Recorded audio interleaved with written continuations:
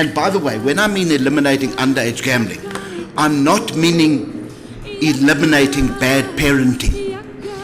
There is no excuse for bad parenting. With online gaming, all the elements take place on the internet, cyberspace, as opposed to online betting where the elements takes place elsewhere. This is bringing in, number betting in South Africa is 70%, up to 70% of a bookmaker's revenue, because our return to player is far larger than the national lottery. Welcome to you all on behalf of the South African Gambling Fraternity or Regulators, starting with our national regulator, which is the National Gambling Board, all jurisdictions in South Africa, that is the Eastern Cape, all 9 provinces, together with Gauteng. We are saying as South Africa, we are welcoming all of you as Iagr members to this conference.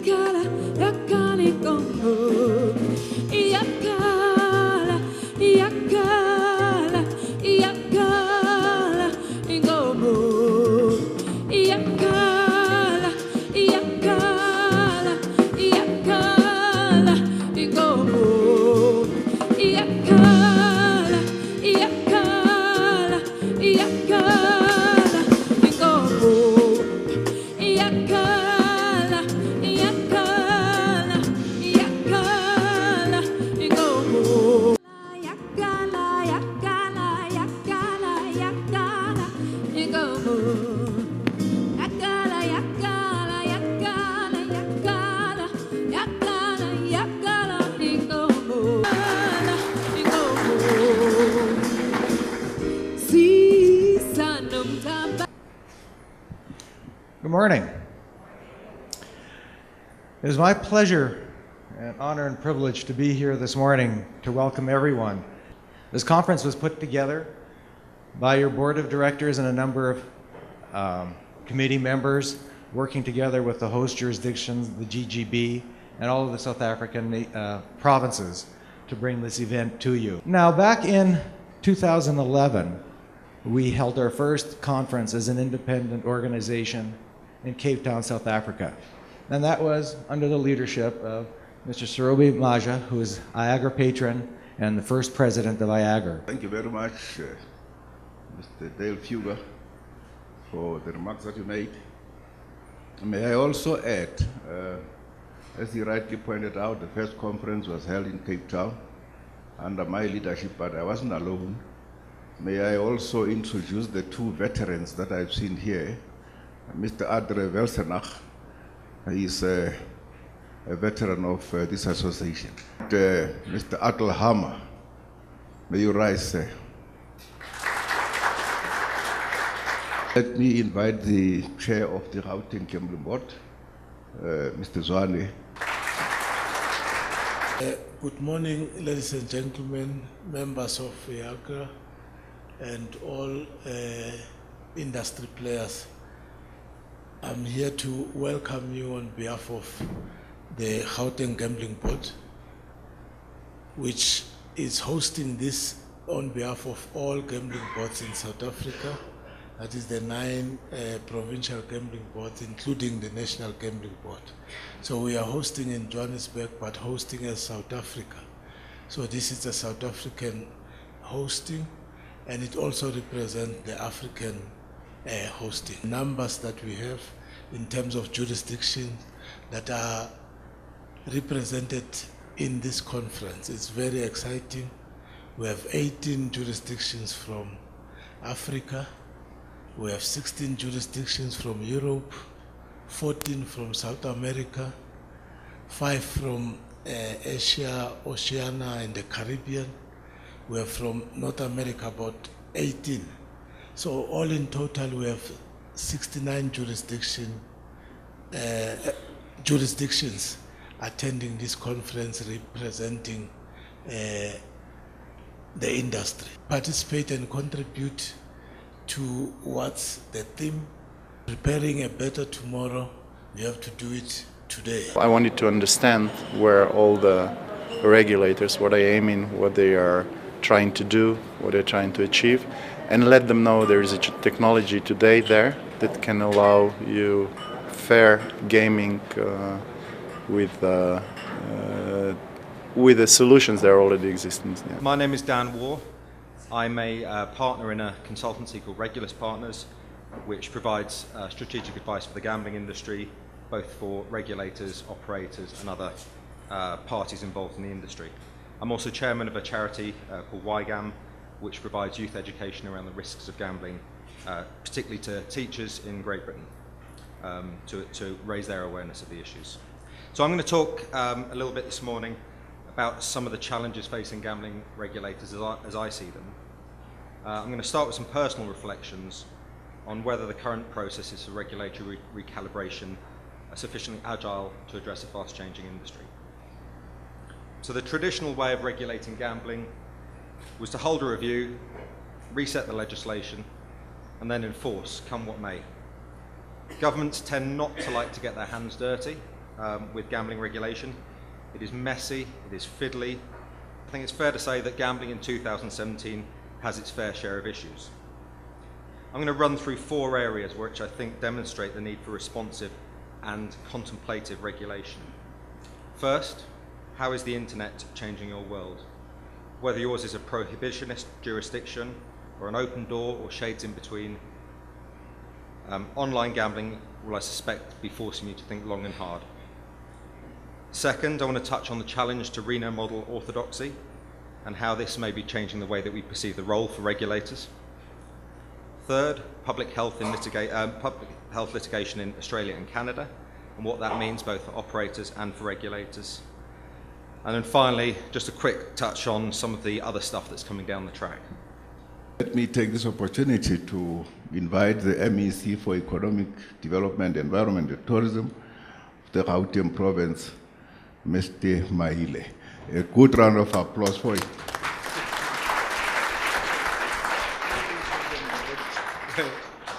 I want to start by acknowledging the presence of the President of Iagr, the Chairperson of the Gauteng Gambling Board, and the CEO. Also acknowledge the regulators that are here, distinguished guests, ladies and gentlemen. On behalf of our government, the government of Gauteng, which is the industrial heartland of our country, I am pleased to welcome you to Gauteng.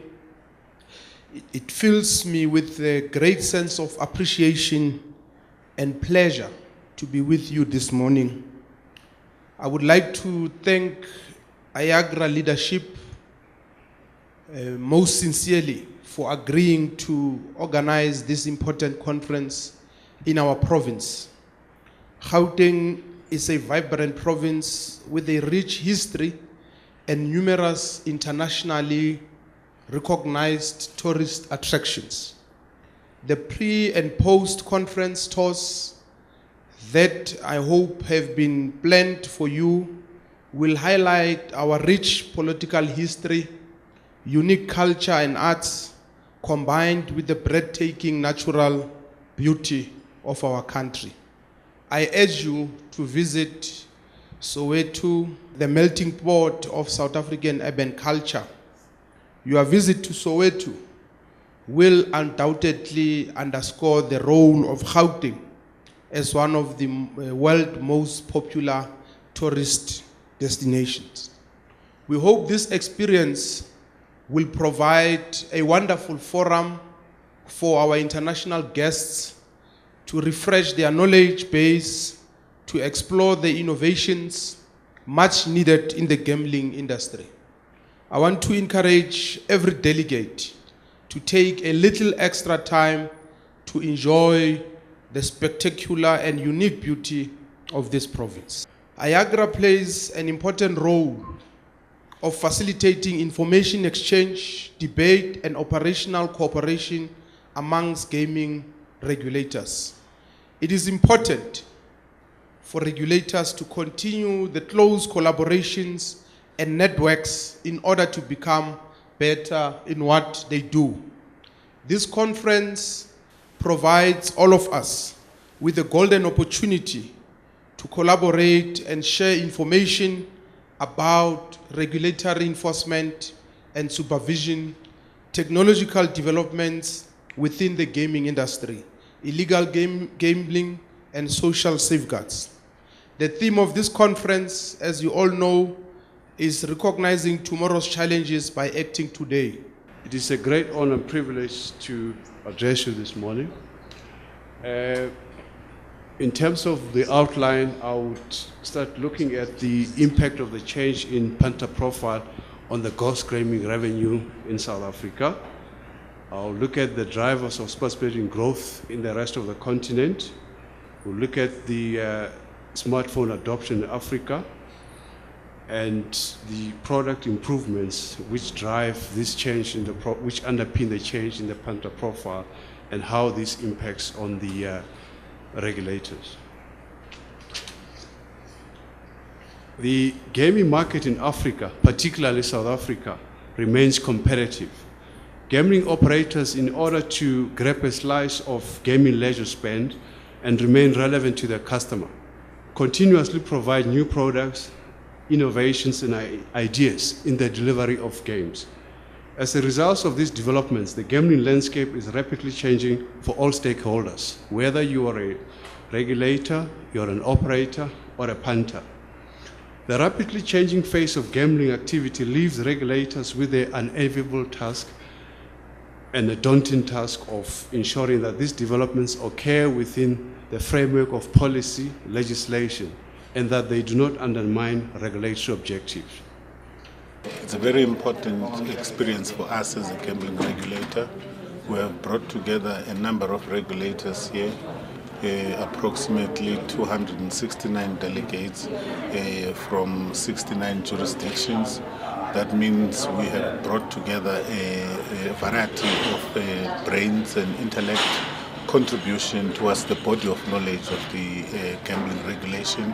And as the Gauteng province, we are really looking forward to finding solutions to the new and contemporary challenges that the gambling industry is facing. Your illegal gambling, your transformation agenda, and other things such as your internet or online gambling. How do we enter that space as regulators? So here, we will be putting our heads together to come up with those solutions, and I believe that it's quite a very serious advantage for the province. The conversation in Australia, it's migrating. There is a level of dissatisfaction. I don't think we're at the tipping point yet, but there is a level of dissatisfaction with the Reno model. Some commentators are asking, or some commentators are alleging that it is more than fallible, that it provides too much comfort for industry, that it distracts policy and distracts regulators from intervening where they ought. It tips the focus too much on the individual and individual behaviours. That's what some commentators are increasingly arguing in Australian jurisdictions. So what you might find, if you accept that argument, is what Paul explained around harvesting or scooping up all of these harms and then having a dialogue which says problem gambling prevalence isn't 0.8, it's 5, 10 or 15% of your population. I think we'd all acknowledge that would cause a fairly abrupt and probably draconian intervention from government. We'll now have Professor Neroli Hing speak to what is the Reno model, what are the principles of responsible gambling, and what does it look like?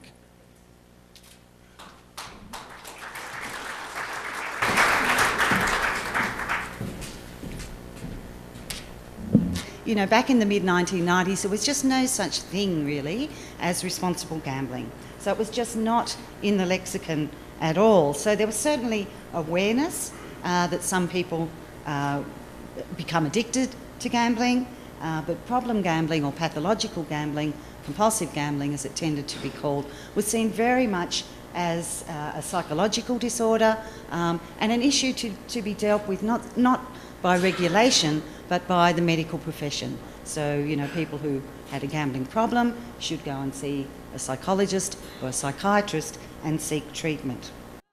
Gambling audience is changing. As far as industry goes, we are struggling to bring in the millennials. We are going to have to try even harder with the centennials and Generation Alpha.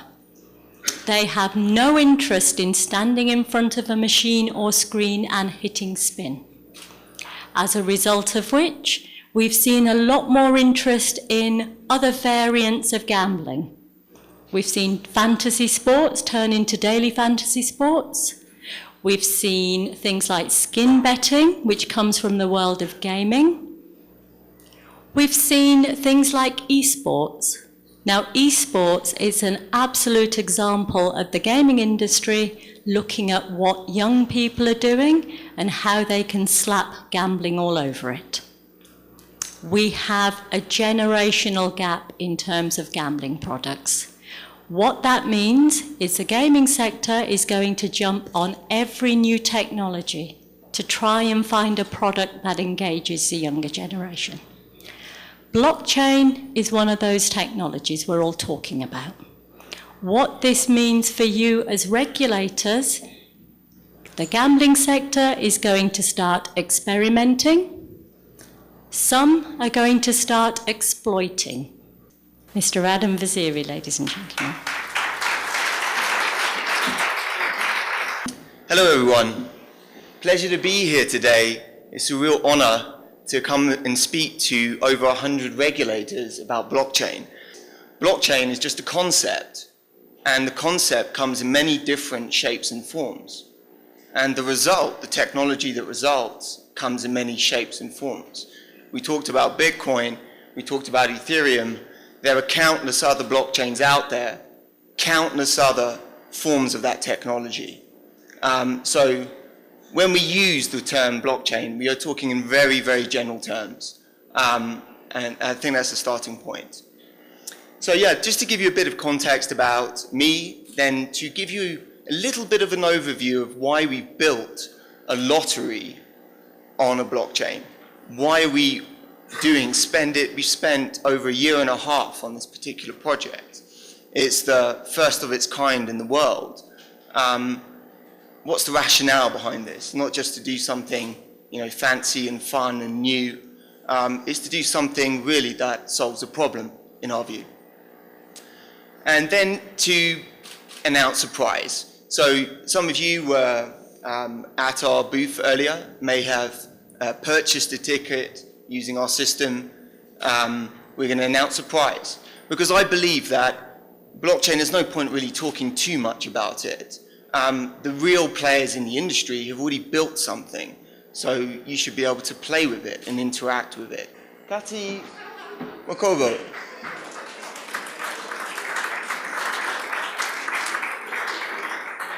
Please come to the stage. Please, come get your prize.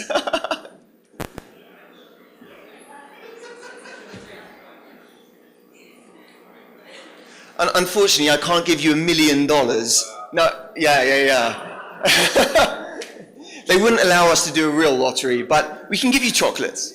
Thank you. Thank you very much. Okay, thank you.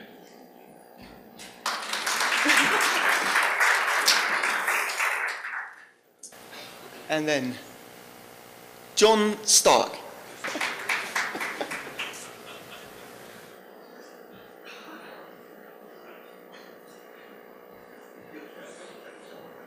Well done. You must be lucky. Thank you very much. Thank you.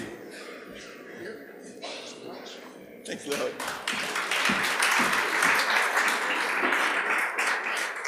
Given you regulated the first ever blockchain lottery application, Mr. Brennan, kick off with you.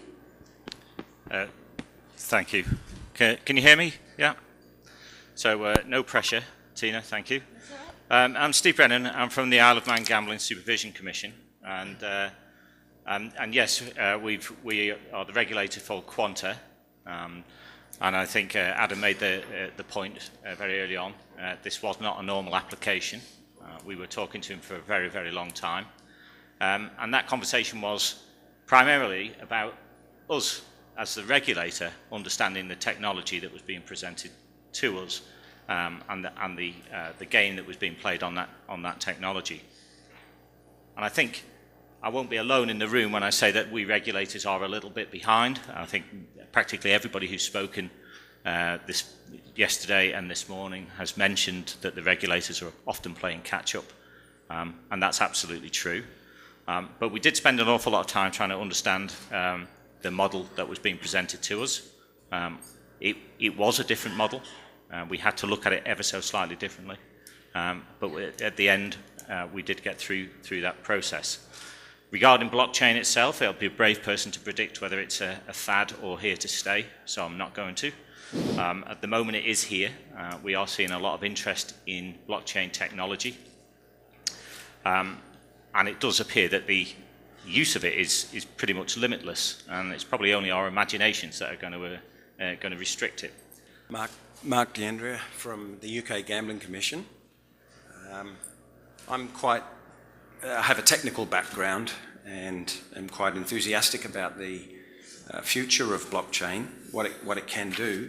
I think it's very early stages. If you look at something like the internet, it was invented in the 60s, became more mainstream in the 90s, and look at it now. Blockchain might be in a similar path. Maybe in 10 years' time we can all look back and say how it's revolutionized how we do business. My name is John Toohey, and I am the co-founder and CEO of a company called Dominode.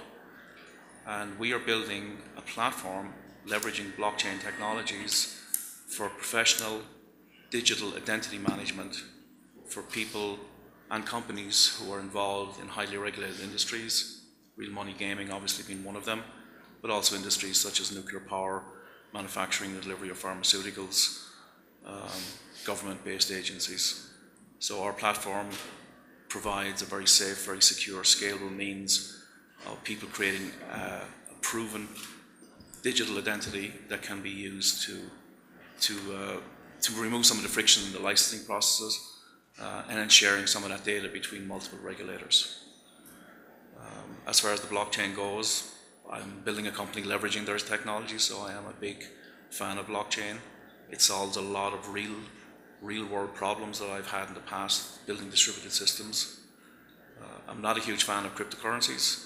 I think the jury's still out on a lot of that, so I always like to separate the world of Bitcoin and the other cryptocurrencies out there from the actual underlying blockchain technologies.